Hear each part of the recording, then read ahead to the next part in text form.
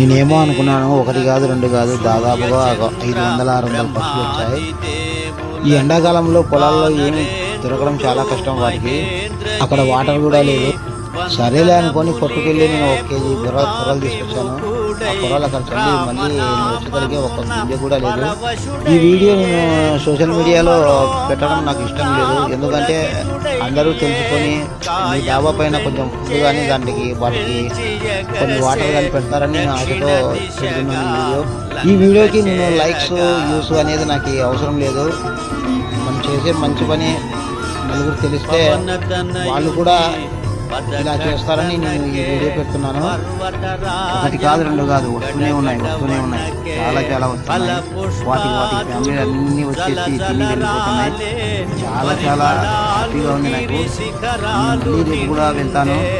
Video పెడతానో లేదో తెలియదు, కానీ ఈరోజు వాటికి గింజలు తెచ్చాను. మళ్ళీ రేపు కూడా వెళ్ళి వేసేస్తాను. 600 పువ్వులు వచ్చింటారు.